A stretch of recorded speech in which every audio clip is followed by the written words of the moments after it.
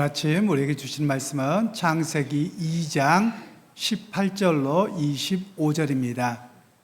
여호와 하나님이 이르시되 사람이 혼자 사는 것이 좋지 아니하니 내가 그를 위하여 돕는 벳풀을 지으리라 하시니라. 여호와 하나님이 흙으로 각종 들짐승과 공중의 각종 새를 지으시고 아담이 무엇이라고 부르나 보시려고 그것들을 그에게로 이끌어 가시니 아담이 각 생물을 부르는 것이 곧 그 이름이 되었더라. 아담이 모든 가축과 공중의 새와 들의 모든 짐승에게 이름을 주니라. 아담이 돕는 배필이 없으므로 여호와 하나님이 아담이 깊이 잠들게 하시니 잠들매 그가 갈빗대 하나를 취하고 살로 대신 채우시고 여호와 하나님이 아담에게서 취하신 그 갈빗대로 여자를 만드시고 그를 아담에게로 이끌어 오시니 아담이 이르되 이는 내 뼈 중에 뼈요 살 중에 살이라. 이것을 남자에게서 취하였은즉 여자라 부르리라 하니라.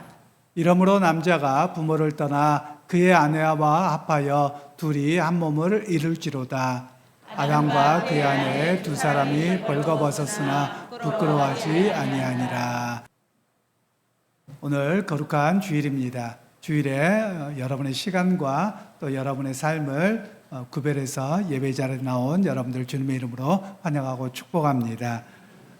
벌써 6월인데 기온이 꽤나 높아졌습니다. 올여름 더울 것 같기도 한데요. 여러분들 건강에 유의하실 수 있기를 바라고요. 또 특별히 교회도 에어컨을 틀어야 돼서 앞쪽에 계신 분들이나 이렇게 좀 추위를 타시는 분들은 옷 하나를 가지고 오셔서 이렇게 또 추위도 대비하시면 좋을 것 같습니다. 오늘 우리 주위 분들에게 이렇게 축복하시면 좋겠습니다. 당신은 예수 안에서 참 복된 분입니다. 이렇게 축복하시면 좋겠습니다. 당신은 예수 안에서 참 복된 분입니다. 당신은 예수 안에서 참 복된 분입니다. 그렇습니다, 여러분. 세상에서 복이라고 하면 물질과 좋은 환경을 가진 사람을 복이라고 하지만 오늘 우리 그리스도인들에게는 예수님을 알고 살아가는 것이 참 복입니다. 그래서 여러분 그 복을 소유한 사람이 바로 이 자리에 함께한 여러분들입니다.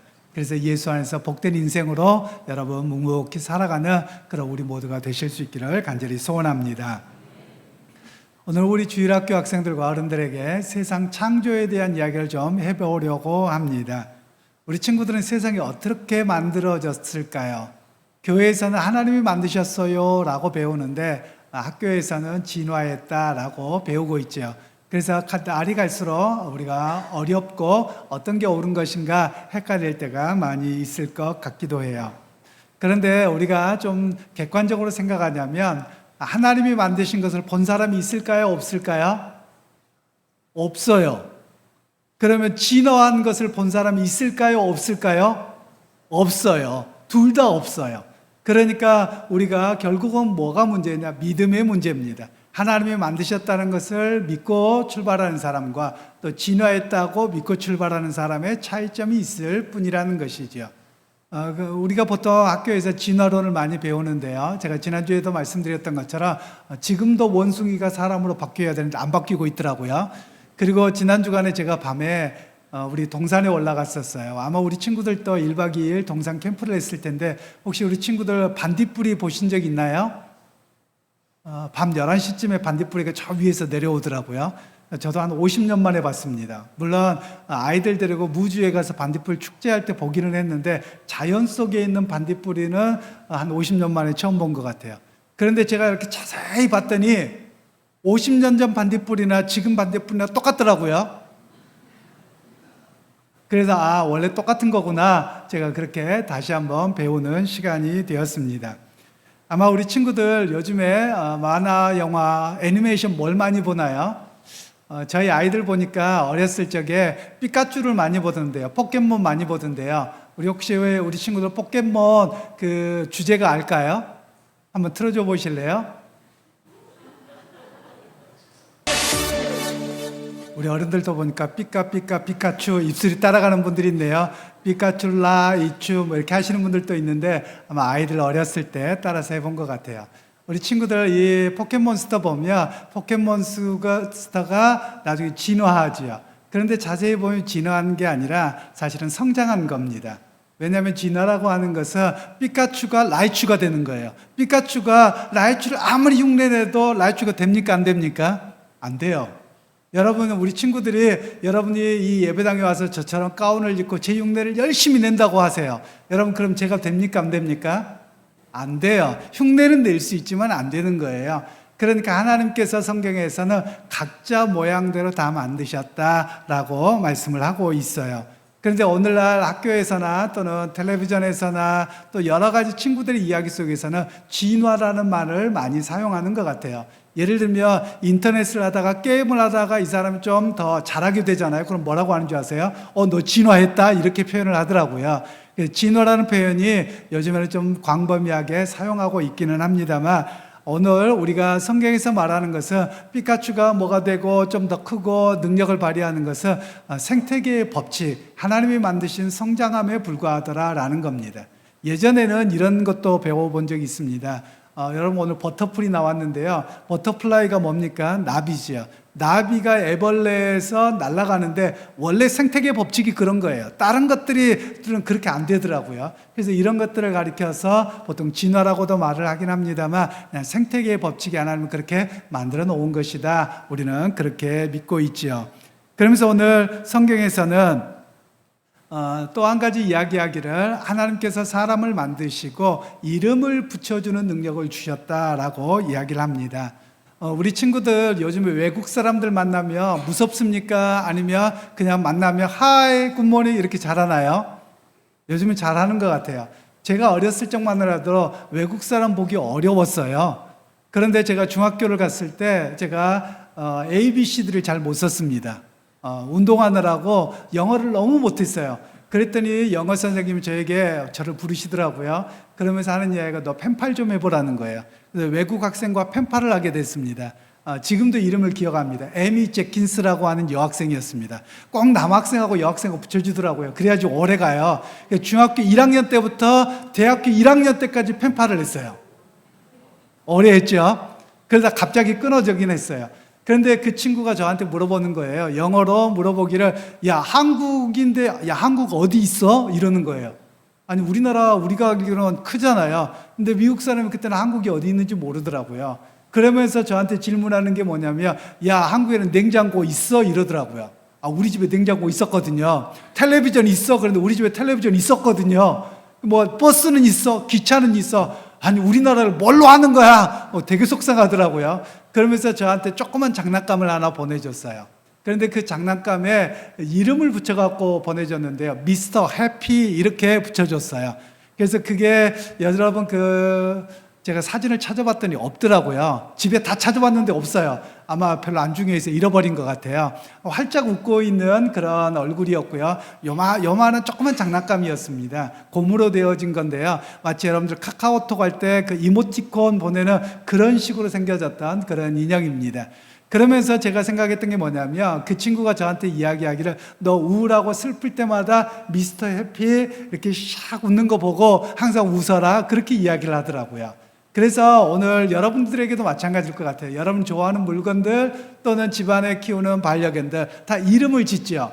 그러면서 이름 부르고 또 인형도 이름을 지어주고, 그러면서 위로를 받기도 하고 함께 서로 상대방으로 여기고 함께 살아가게 되죠. 바로 하나님께서는 사람에게 그런 능력을 주셨다는 거예요. 누군가에게 이름을 붙여주는 겁니다. 이름을 붙여준다라는 말은 의미를 부여하고 그리고 나와 깊은 관계를 갖게 하셨다, 이런 이야기를 바로 이름이라고 이야기합니다. 여러분, 혹시 우리 친구들 중에 동창과 친구의 차이를 아시나요? 여러분, 어른들은 동창과 친구를 아시나요? 동창은 학교를 같이 나온 사람이면 동창이고요. 같은 해에. 친구는 나하고 말도 섞고 나한테 의미가 있는 사람을 친구라고 하는 거예요. 그래서 오늘 친구가 되도록 하나님께서는 사람을 만드셨다, 이렇게 이야기를 하고 있는 겁니다. 그러면서 오늘 성경에서 하나님께서 사람을 만드셨는데 그 사람을 아담이라고 하셨습니다. 아담이라는 말은 사람이라는 뜻입니다. 그리고 아담에게 하나님께서 동물이나 뭐를 하나씩 지나가게 하셨어요. 동물 하나가 지나갔으면 좋겠는데 동물 하나가 딱 지나가니까 이름을 지어줬어요. 뭐라고 불렀을까요? 호랑이. 그러니까 호랑이가 된 거예요. 다음은요? 뭐라고 불렀을까요? 지나가니까 원숭이, 그러니까 원숭이가 되는 거예요. 그 다음은요, 큰 코 원숭이, 그러니까 큰 코 원숭이가 된 거예요. 하나님께서 아담에게 뭐든지 앞에 지나가기만 하면 이름을 지어주게 하셨단 말이에요. 바로 그것은 뭐냐? 하나님께서 사람에게 주신 능력이에요. 그리고 의미를 찾아서 그 모든 일들을 함께하게 하신 역사가 바로 하나님께서 사람을 만들어 주신 겁니다. 그러면서 하나님께서는 동물만이 아니라 사람들과 사람의 관계 속에서도 친구가 되어주고 가깝게 해서 서로가 배려하고 의미 있는 삶을 살아가도록 그렇게 하셨던 이야기를 하고 있습니다. 그러면서 하나님께서는 오늘 조화를 이루어서 살아가게 하셨는데, 조화를 이룬다라는 말은 서로 배려하면서 사는 겁니다. 내 생각만이 아니라 서로 맞추어가면서 서로 이해하면서 살아가도록 하나님께서 하셨다라는 말씀입니다. 그래서 우리 주일학교 학생들도 여러분 서로가 서로에게 좋은 친구들이 될 수 있기를 주님의 이름으로 축복합니다. 학교에서나 학원에서나 또는 교회 안에서나 누구에게나 좋은 친구, 기억에 남는 친구, 그런 역사가 우리 친구들에게 있기를 주님의 이름으로 축복합니다. 오늘 우리 어른들에게 이제 말씀을 전하게 하는데요. 오늘 세상은 우리를 많이 헷갈리게 하는 내용들이 있습니다. 그 헷갈리게 하는 내용들이 하나님의 창조보다도 사람들의 자기의식이 더 중요하다, 그런 모습으로 살아가고 있는데요. 18절 말씀을 우리가 다시 한번 합독하도록 하겠습니다. 여호와 하나님이 이르시되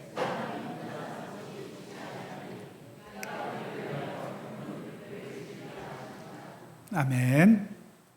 최근에 우리 사회에 크게 이슈가 되는 게 있습니다. 그것은 젠더 갈등이라고 하는 겁니다. 젠더라는 말은 남성이냐 여성이냐라는 것을 이야기합니다. 이 말은 생물학적인 성을 이야기하는 것은 아니고요. 자기 정체성의 인식 또는 정치적인 인식, 이런 의미를 쓸 때는 영어로 젠더라는 말을 쓰거든요. 이것 때문에 오늘날 굉장히 혼란스러워합니다. 그래서 요즘에는 동성애를 합법화하려고 하는 그런 움직임들이 많고, 또 유럽 사회는 그렇게 많이 하기도 했었고요. 그리고 뭐가 중요하냐? 생물학적으로 성이 중요한 게 아니라 자기 성인식이 더 중요하다. 내가 비록 남자여도 난 여성이라고 생각하면 여성이어야 된다. 이렇게 이야기하는 일들이 점점 더 많아지고 있는 그런 시대가 되어버렸습니다. 물론 우리가 성차별을 해서는 아니 됩니다. 그런데 하나님께서 성을 다르게 만드셨다는 것을 우리가 부정하면 아니 되는 겁니다. 그런 면에서 오늘 우리가 믿음의 사람으로 이 부분을 어떻게 잘 이해해야 되는지를 우리가 잘 기억하면 좋겠습니다. 사실 우리나라에는 성차별의 역사가 오래되었습니다. 지금도 유교적인 문화여서 은연중에 성차별을 하는 경우가 많이 있습니다.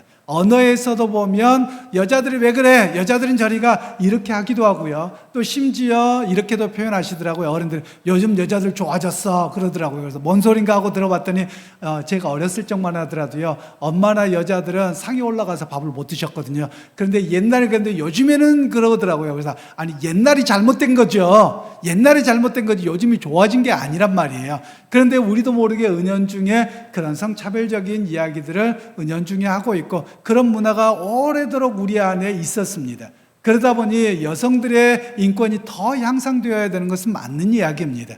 그런데 이것이 좀 더 나아가서 남성이나 여성의 차이를 인정하지 않는 것은 문제입니다. 왜냐하면 남성과 여성을 하나님이 다르게 만드셨습니다. 어떤 누가 더 우위에 있다고 만든 것은 아닙니다. 오늘 성경에서 만드실 때 하나님께서 남자를 만드셨고 여자를 만드셨다고 했습니다.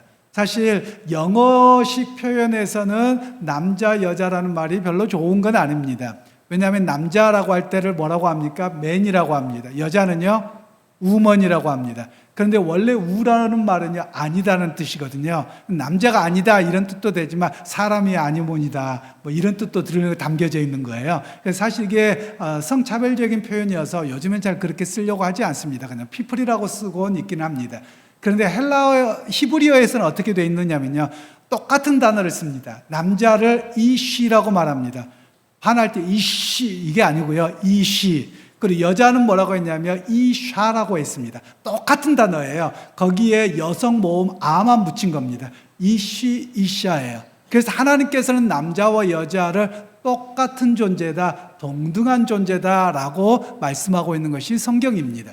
그래서 여러분 오늘 우리 가운데도 우리에게 기억해야 될 것은 하나님께서는 남자와 여자를 동등한 존재로 만드셨다라는 것을 기억할 필요가 있습니다. 그리고 우리 한국 사회에서는 여성을 가리켜서 성경에 돕는 배필로 지으셨다고 해서 이것도 유교적으로 이해합니다. 강조점이 어디에 있느냐? 돕는 에다가 두는 거예요. 남자가 중심이고 여자가 도와야 된다, 이런 개념으로 이해하거든요. 그런데 여러분 이건 좀 잘못된 해석입니다.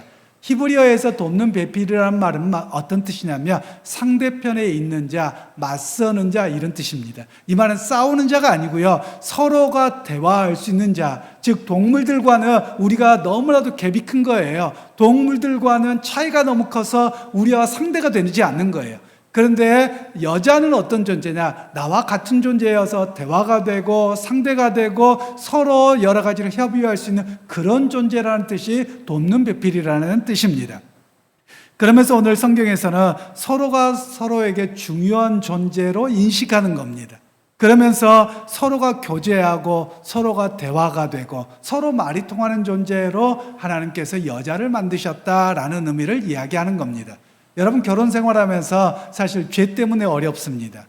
죄라고 하는 것이 부부관계에도 어떻게 작용하느냐면요, 자기중심적으로 해석하게 합니다. 원래 하나님께서는 남자와 여자를 만드셔서 서로를 배려하게 하셨어요.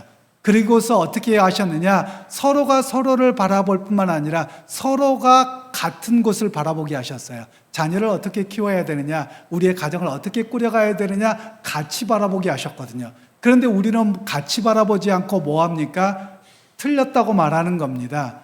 사실 다른 점이거든요. 양말을 벗어도 꼭 뒤집어 놨다고 뭐라고 합니다. 그리고 치약을 짜도 꼭 중간에 짰다고 뭐라고 해요. 그러면서 서로 싸우기만 하는 겁니다. 이건 뭐냐면 죄된 본성이에요. 죄된 본성이 자기중심적이 되어서 나와 다름을 비난하고 조롱하는 것이 인간의 죄된 본성입니다.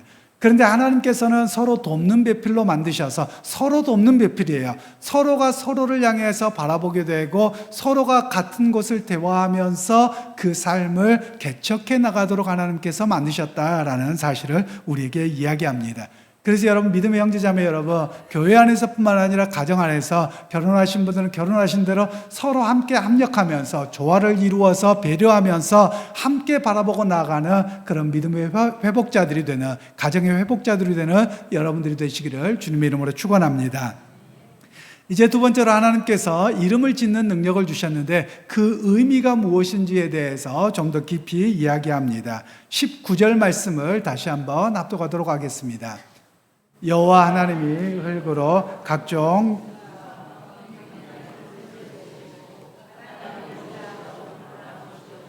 그것들을 그에게로 이끌어 가시니 아담이 각 생물을 부르는 것이 곧 그 이름이 되었더라. 아멘.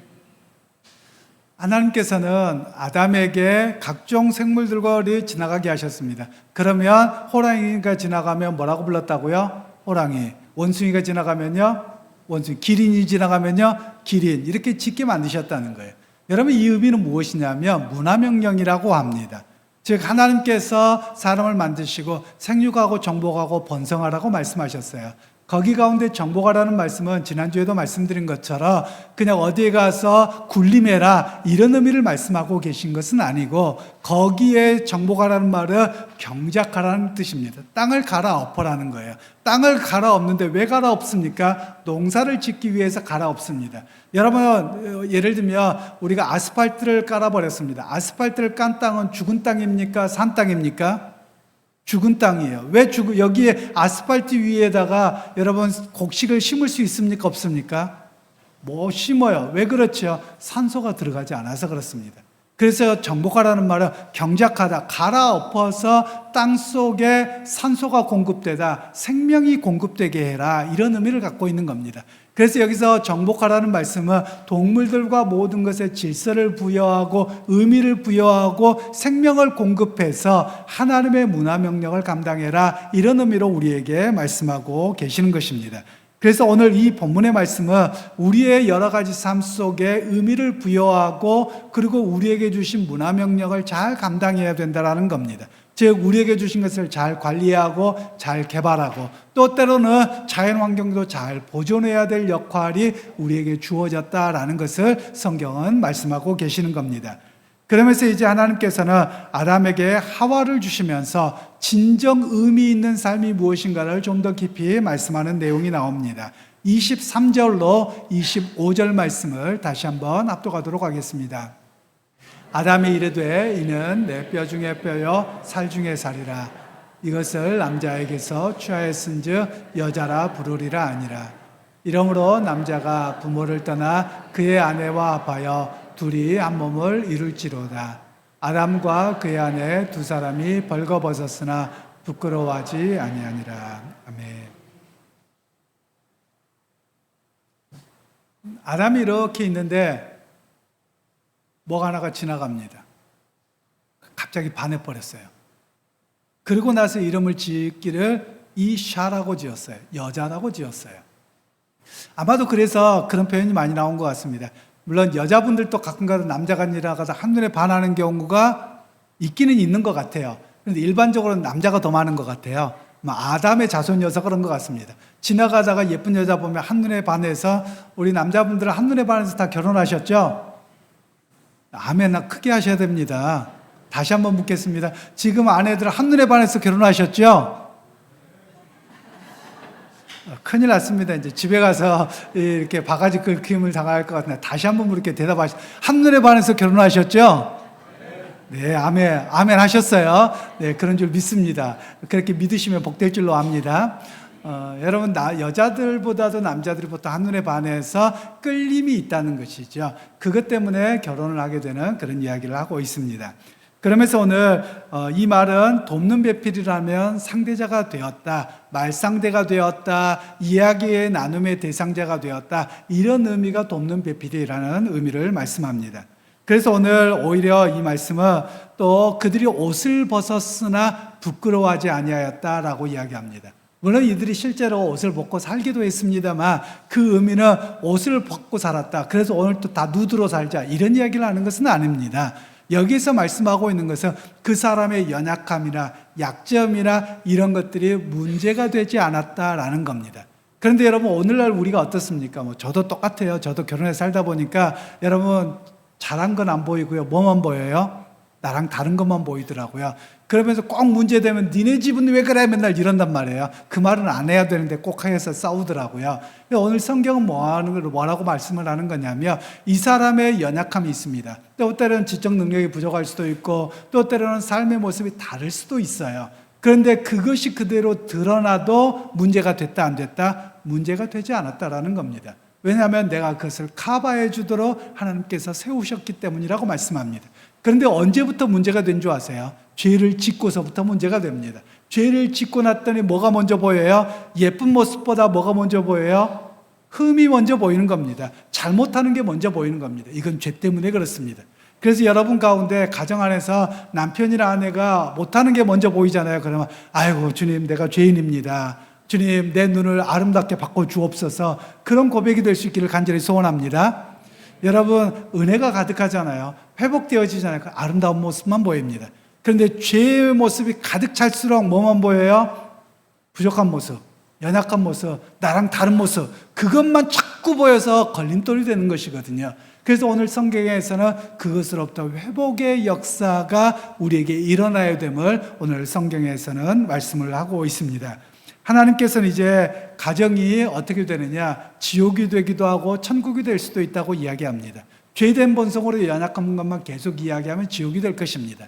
그러나 하나님 앞에서 연약하고 부정한 것을 메꿔주고 감싸주는 자리에 서며 그 가정이 회복되어지고 가정 지상 천국의 모습으로 세워져가는 역사가 있음을 우리에게 말씀합니다. 그래서 여러분, 하나님께서 여러분의 가정 가운데, 또 교회 공동체도 마찬가지입니다. 서로 다 다르신 분들이에요. 이 다르신 분들을 함께 만나게 하셨던 것은 서로가 위로하고 격려하고 서로 부족한 것들을 메꿔주면서 살아가게 하신 분이 우리 하나님이신 것을 우리가 고백해야만 합니다. 믿음의 형제자매 여러분, 하나님께서 오늘 이 자리에 세상을 만드셨습니다. 그리고 세상을 만드셨고 사람을 만드셨고 자연 모든 것을 만드셔서 우리로 하여금 누리게 하셨습니다. 그리고 함께하게 하셨습니다. 그러면 함께하게 하신 분이 하나님이시기에 그 하나님을 인정한다는 말은 바로 옆에 있는 사람을 불편하게 하고 불편해서 다툼과 갈등이 아니라 서로 손을 잡고 함께 화합하며 만들어가는 그런 은혜를 삼으셨음을 우리에게 이야기하고 있는 것입니다. 그러기에 여러분, 가정 안에서 자녀는 부모에게 희망이 되기를 소원합니다. 그리고 부모는 자녀에게 든든한 버팀목이 되기를 소원합니다. 그리고 배우자들은 서로가 서로를 마주보고 대화하고 서로 상의하면서 서로 끈끈하게 이어짐을 통해서 하나님께서 내게 허락하신 그 가정의 소중함을 깨닫고 회복되어져가는 역사가 있기를 소원합니다. 그리고 교회 공동체 안에서도 하나님 안에서 믿음 안에서 서로가 서로를 위해서 배려하고 서로가 이해함을 통해서 하나님은 우리를 이 땅에 세우시고 문화명령을 따라서 아름다운 역사를 만들어가는 그런 은혜의 자리가 바로 오늘 이 자리가 또 여러분의 가정과 교회의 삶의 모든 것들이 회복되어져 가며 역사가 있기를 주님의 이름으로 간절히 축복합니다.